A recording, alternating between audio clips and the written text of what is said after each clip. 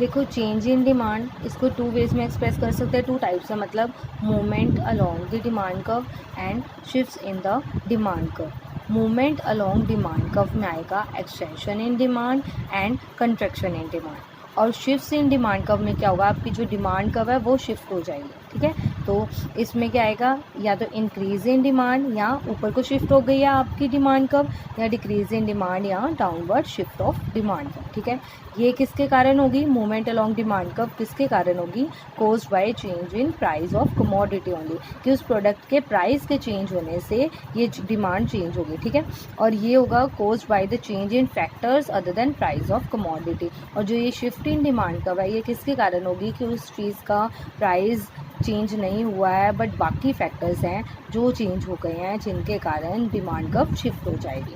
ठीक है, अब फर्स्ट देखो movement along the demand curve, when due to change in price of commodity only demand for a commodity changes। जब किसी product के प्राइस के चेंज होने से उसकी डिमांड चेंज होती है, it is described as movement along the demand curve. इसको हम कहेंगे movement along the demand curve. ठीक है, मूवमेंट अलोंग डिमांड कर्व तब होगी जब किसी प्रोडक्ट के खुद के प्राइस चेंज होने से डिमांड चेंज हो गई है।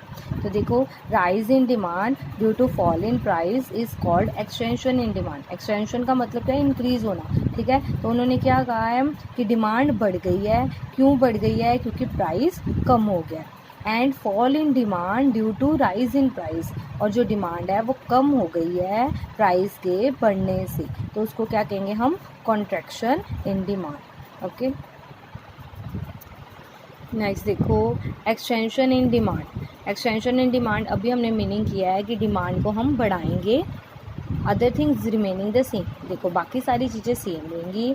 If with the fall in price, अगर प्राइस के कम होने से द क्वांटिटी डिमांडेड इंक्रीजेस, जो डिमांड है वो क्या हो गई है, बढ़ गई है, it is called extension in demand. तो हम उसको क्या कहेंगे, एक्सटेंशन इन डिमांड। अब देखो ये टेबल में आपने प्राइस क्या लेना है, 5 और 1। ठीक है, जो ये यहाँ पर मैंने लिखी आपने यही प्राइस लेने हैं।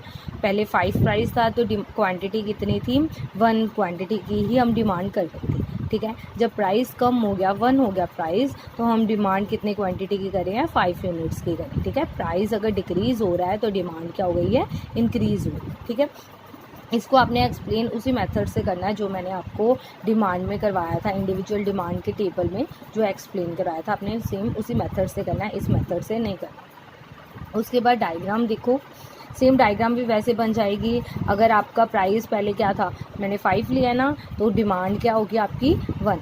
देखो अगर आपका ये आपने प्राइस लिया है, आपका प्राइस क्या है 5, तो डिमांड यहाँ पे ले लो 1।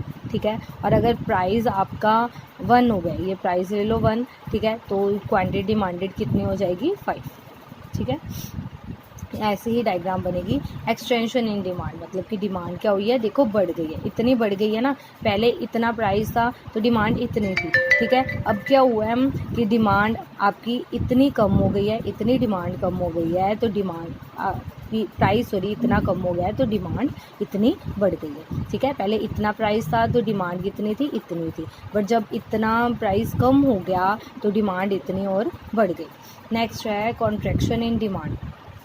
इसकी एक्सप्लेनेशन आप लोगों ने खुद लिखनी है, कैसे कि price is shown on O Y axis, quantity demanded is shown on O X axis, D D is the demand curve, when price is ₹5 demand is for 1 unit, and when price falls to ₹1 demand rises to 5 units.